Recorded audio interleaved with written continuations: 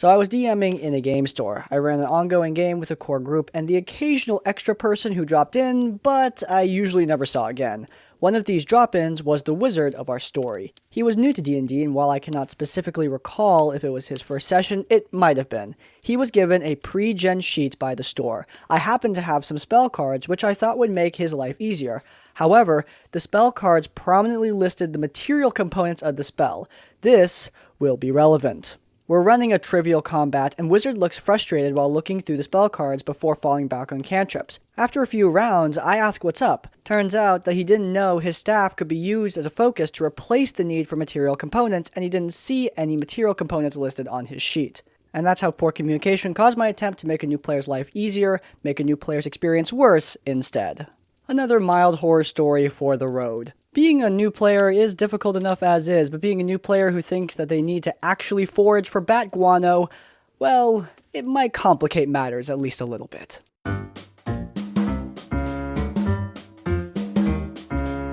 I am a player in a Pathfinder 1st edition game that had 5 players. After what happened last session, 2 of the other players left. I want to know if I should leave too. Background. Someone or something had been kidnapping people from the road and warping them into horrible monsters, and we were trying to figure out what or who it was. We first tried to set up an ambush for them in the area they'd been kidnapping people, but instead my wizard got stripped of his items and teleported into a dungeon, tied up, with no save or any indication of any attacker. He managed to cast Dimension Door and teleport back out, but he was useless for 3 sessions while the rest of the party went through the dungeon and got his items back. We found a massive room full of my stuff in that same dungeon with about 1,500 of the monsters in it. Most of them were chained up, but 30 were unrestrained and walking around. We could take maybe 7 at a time on a good day, so we couldn't fight them. However, there was a door on the far side of the room which appeared to be the only way forward. One of us, can't remember who, came up with the idea of teleporting into the room from the surface, using the entrance to the basement as a reference point. We determined the exact point we needed to teleport to from the surface to be 10 feet behind that door. One character was very much against the idea, but their character and mine were at odds. Lawful good wizard versus neutral evil anti-paladin. So my character ignored theirs. My wizard could only take 2 along with him using Dimension Door and a magic item that let him take an additional person, so the character who hated the idea and the other one remained on the surface. We agreed to carry out the plan next session.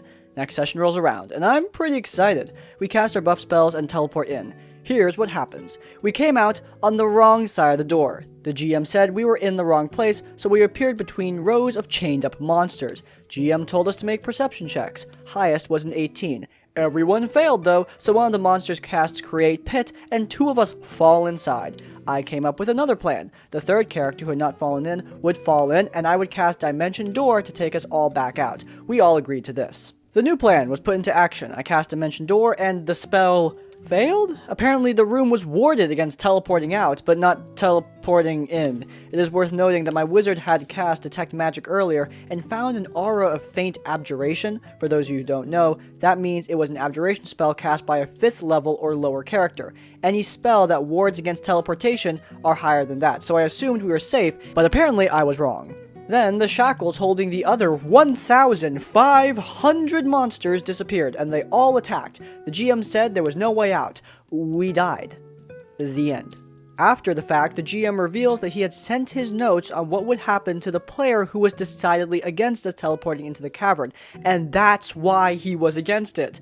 The other 2 players quit immediately, but I stayed. The GM made fun of them afterwards for rage quitting, but I'm not sure either of them raged at all. Not once did he say anything like, "Are you sure?" before our plan was put into action. This GM has a bunch of signs of somebody who is incredibly antagonistic for no reason whatsoever. First and foremost, just magically taking someone's stuff completely without warning and without any saves or anything is a douche move. Don't do that. It's incredibly unsatisfying, it's unfun, it's just not good game design in any way. It's bad. I don't know why a DM would do that unless they were just like wanting to screw over a player that day.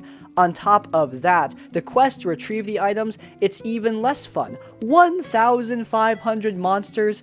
I mean, I don't know how the GM came up with that number. I don't know if he was throwing darts at a dartboard, but like what?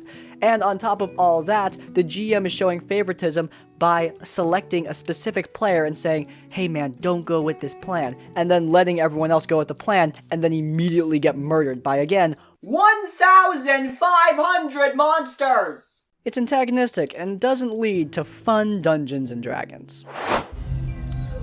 Alright, meeting the cast. The DM. Awesome dude, hell of a storyteller, though maybe a bit of a pushover at times. He just wants to make sure his players are having a good time. My brother and I, the only players in the group with some real experience. Both of us had played in the DM's previous campaign, which was pretty great. I'm playing a human illusion wizard, and he is a barbarian dwarf. Rogue, him, and druid her are an IRL couple, new players who are enjoying the game and are pretty cool. Sorceress, finally, the problem player. Where do I start? This girl has all the bad tropes. Always late, speaks over other players in the DM, backstory full of refuses to learn any of her abilities and then throws a fit when she does badly in combat, and is generally an annoying weeb who tries to switch the tone to anime silliness constantly, and she has the worst case of main character syndrome I have ever seen. She takes every second the campaign is not specifically about her character as a personal insult and always makes sure to pay them back. Anytime her character isn't involved in roleplay, she's either on her phone or speaking over other people, and does anything in her power to turn every evening into a one-on-one session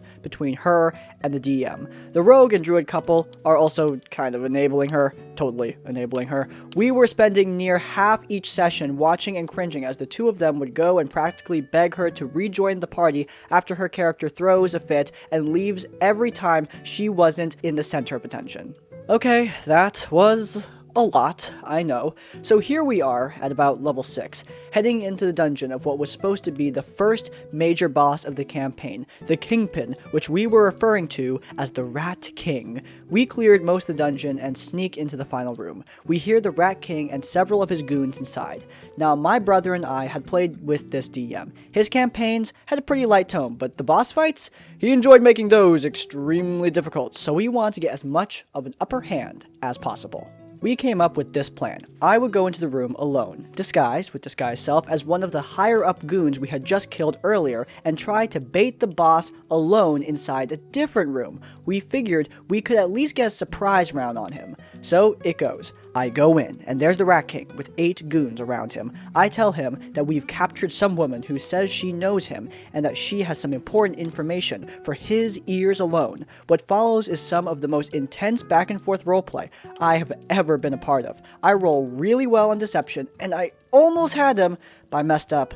I accidentally called him by his real name, which his goons never do. The DM caught me on it immediately, and the boss slashes my shoulder for half my max hit points in a single strike. I just scream, the rest of the party rushes in, and now we roll initiative. There's the boss and his 8 guards against the 5 of us, and I was already at half health. Luckily, the room was pretty small, so the enemies were pretty close to each other. I managed to put some distance between myself and them without getting hit by opportunity attacks, and then cast Hypnotic Pattern on all of them. 5 of the goons fail to save and are incapacitated for as long as I can hold concentration. Metagaming, I knew the DM wasn't likely to use the remaining enemies' turns to wake up the incapacitated ones, just not his style. So I'm thinking, alright, that's gonna give us a real fighting chance. Barbarian and Druid are starting to land some real damage. The boss casts a layer ability that fills the room with smoke, reducing visibility, and then comes the sorceress's turn. And of course, she notices the opportunity of eliminating the pesky other players from the campaign and joining the DM in that one-on-one story she has always wanted. So she makes a really bad case to the boss, saying that she wants to join him, and then proceeds to attack me. I can't remember which spell she used, never played sorcerer, but it did plenty of damage and also shoved me against the wall, which means 2 concentration rolls. I failed the second one, and now the 5 goons are free. Oh, and also I'm at 1 hit point. Right now the entire party is looking at her like, dude, what the hell? But nobody is saying anything. We all knew how she was like and that it would have been pointless. I'm obviously pissed, but I remain quiet and just weigh my options. She also described her spell as being really shiny, so along with the smoke from the lair ability, the battlefield is just a complete mess right now. It's the boss's turn. He laughs off the sorceress's case for an alliance, because, like, duh, and then just turns around and leaves the room. This played out as the boss being like, "You're all really good at killing each other. Doesn't look like you need my help." But I knew it was the fact that the DM didn't want to waste his well-planned boss fight on this mess of a situation and opting to save it for later. So now there's us against the 8 goons, still a difficult fight, and now we also had this awkward vibe of the sorceress trying to play it off like this was her plan all along. "See, I got rid of him. We're still friends, right?"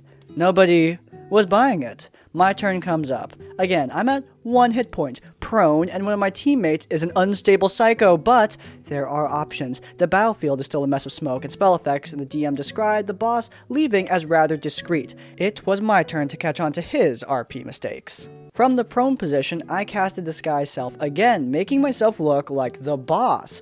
Crawled some distance beneath the smoke as to not emerge from the same location I was at, then stand up and address the goons, maintaining the patronizing tone he had when he was laughing off the sorceress. "What are you waiting for? Kill them, but start with her."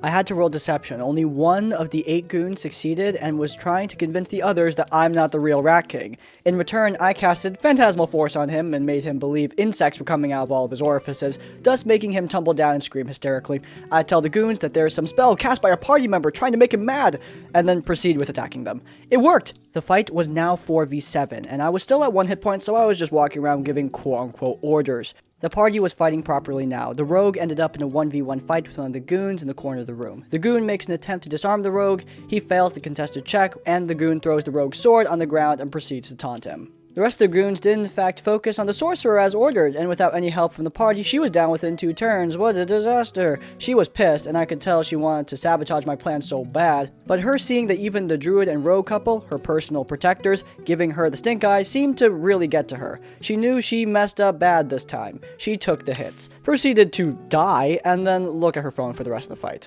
The enemies started going down one by one after that. The rogue grabs his sword from the ground, attempts to hit the goon, misses twice, and then gets disarmed again, sword thrown on the ground. This goon is just schoolyard bullying the poor guy, not even striking the rogue, mind you, just using his turn to disarm him. The goons are really losing ground. They look at me scared and ask me to help them. I just tell them to, like, man up or something. Eventually all the goons go down, except for the one fighting rogue, of course. But then, you guessed it, gets disarmed again. The rest of the party gathers around the rogue, but IRL, all red in the face, says, "Stay away, I got this." So, what ends up happening is us cheering for the rogue from a distance, laughing our butts off as the goon managed to disarm him again. Rogue isn't doing anything wrong, just rolling like garbage. Felt really bad for the guy. He was visibly frustrated. The DM was laughing, tears in his eyes, barely managing to get himself to describe what's going on. The best part, all this was taking place while the sorceress was rolling death saves. Oh, she didn't die. Okay. Anyway, the druid cast Spare the Dying on her, then immediately went back cheering on the fight. We offered to stun the goon to give the rogue advantage on strikes. He refused, and in a couple of turns he lands a hit, and the DM finally gives him the, "How do you want to do this?" Rogue just sits up from his chair and says, "Cut his head off, I don't care, I'm going for a smoke." The session ends there, and it unsurprisingly ended up being the last one of the campaign. What a disaster. What a disaster indeed. There was a lot of problems here, but the mild one is unfortunate rolls on the rogue's part. I understand that failing in D&D can be very frustrating, and it's clear that this guy was just suffering from a case of bad rolls, bad juju that day. But it's important to keep in mind that when your character fails, it's not you failing. Sometimes the dice just screw you over, and that's going to be the way it is. Some people are going to take losing in D&D a little bit harder than others. It's not a problem, but it's something that you can learn from. Always remember that when you lose in D&D, it's not a failure on your part, it's simply a case of luck. The sorceress, on the other hand, much more of a problem. Main character syndrome isn't fun for the group. If somebody is trying to hog the spotlight constantly, that's not good. The other players aren't something that you're trying to overcome so that you can take the spotlight from them. They're people that you should be working alongside. I would have been a little bit more miffed if the sorceress actually died in the fight. Killing off characters is not a way to solve problems, but it turns out that she didn't die, so all good. In fact, I think that this ended up being pretty good. The sorceress took an action, and she paid the consequences for it. They're not permanent consequences. In theory, her character could have recovered, but turns out the group couldn't survive this incident. Definitely unfortunate. So this is less of a horror story and more of a creep story. About 3 years ago, I DM'd a game with my girlfriend as co-DM over Discord. We recruited players from a random pool of friends and people from servers we were a part of, and ultimately got a party of 5, but only one person is worth mentioning. We'll call him Picky. So to start off, the campaign was more on the adult side, being a mostly chaotic and evil campaign, so all the typical dark themes were present. Picky loved this and was extremely excited about this campaign, because it's something he'd fantasized being a part of for a long time. His character was a wizard, but just really horny. Any female NPC I created of any race he'd want to get into the pants of. Here is where things get a little weird, so I hope I don't lose you. He wanted to roleplay with my NPCs, but with my girlfriend voicing them, since I'm a guy with a deep voice. Sounding feminine isn't really an option for me. But any female character my girlfriend created as a co-DM, he found their personalities boring and uninteresting, so he didn't want to pursue them? Another thing he always wanted to do was lead the female NPCs to places I assumed was more of a romantic setting, causing him to often separate from the party to tell any female NPC any form of any information, as if stepping outside of the tavern to give the quest-giving NPC the item she paid you to retrieve would make her romantically inclined to like you. The first major red flag was when he started requesting that my girlfriend get in private Discord calls with him to do some RPing between sessions. I told her I didn't want her to, and she agreed that she's pretty sure he tried to just do something creepy over the call. I offered to do it with us both present in the call with the excuse that my girlfriend wouldn't know how to play my NPCs well without my aid. He obviously declined. It finally came to an end when one session he attempted to seduce a drow pirate the team had been sailing with by any means, all session. He basically followed her around, cornered her, and said something along the lines of, "Why? How? I don't even have... what? Fuck!" Thanks, Jester. Needed that in this most dire of times. Anyway, my girlfriend, who was voicing the female NPC at the time, grew silent, so I knew that crap sent chills up her spine, cause it made me cringe too a bit. I replied, and upon hearing my voice, Picky buggered off. I confronted him about it later, and during our conversation he said something along the lines of, "Well, if your girlfriend had an issue with it, she can, tell me." He obviously didn't get that she was creeped out by him, so I kicked him from the group. The other players didn't mind too much, and my girlfriend was thankful yet felt sorry for him. But Picky lamented to me for a while in DMs about how it was unfair before I blocked him because his rant started to dive into incel territory. TLDR, player wanted to bone female NPCs I made, but wanted my girlfriend to act out and voice all of them. He creeped her out, so I kicked him from the group. Seems like it only took one instance of this to kick this guy out of the group, which, yeah, good, great. Any amount of this, any volume of this kind of behavior, instantaneous removal from, I think, any D&D group, unless everyone is for some reason good with that. And by the way, if everyone is down for this sort of behavior, I can't stop you. Enjoy your game in the privacy of your own home. But in my games and in many other games, this kind of thing is not okay. It's weird, and it's gross, and it's wrong. We have so many of these incel stories. I want to make a video about D&D romance one day, because I think it can be done really well.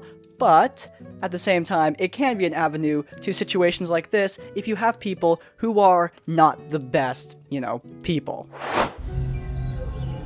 Okay, so this was a one-shot at a convention a friend of mine was running as his first foray into DMing. It looked like a module, but I don't know the name. Basically, a load of goblins had been stealing from travelers and were taking it back to a cave network, where it turned out they were giving it to a dragon for its hoard. The players in this drama are myself, playing the male human fighter, my wife playing the male dwarven barbarian, the DM playing the DM, my sister-in-law playing a female half-elf rogue, a random girl that wanted to go playing the same female half-elf rogue, and the problem player, a male elven cleric. Game has 4 set characters. Normally, I would play the cleric or the barbarian, but as I was the most experienced and had been GMing for a long time, I said I would just take whatever's left to fill out the party and help the new GM or new players, if there were any problems or if they needed advice. By rule of ladies first, and my sister-in-law and the other girl whose name I don't remember not really knowing what to do or pick, my wife picks first, and she decides to play the dwarven barbarian to try something different to rogue or bard. My sister-in-law and the girl had been talking and asked if they could both play the half-elf rogue so that they could confer on what to do as they hadn't played before. DM says that's okay, and my wife offers to help as rogue was her main class. Then the nice guy, TM, goes next, which I'd been okay with, and I had been telling him earlier that I main cleric, and it's a fairly big role with a lot of party responsibility, so of course he picks the elven cleric. Fair enough, that leaves me with the human fighter. Now before I get into the session, I should mention that there were a lot of red flags with our nice guy, so I will list a few of the big ones. Repeatedly talked over any women he was nearby while proclaiming how much of a feminist he was, telling us that marriage and monogamy is an outdated and sexist concept of the monogamous patriarchy. My wife was my fiancé at the time, spent almost 10 minutes arguing why he should have won a round of Cards Against Humanity because he was smarter and wouldn't accept that my sister-in-law was just funnier. Rejected the alcoholic drinks that were brought for the table that we were at because alcohol weakens the mind.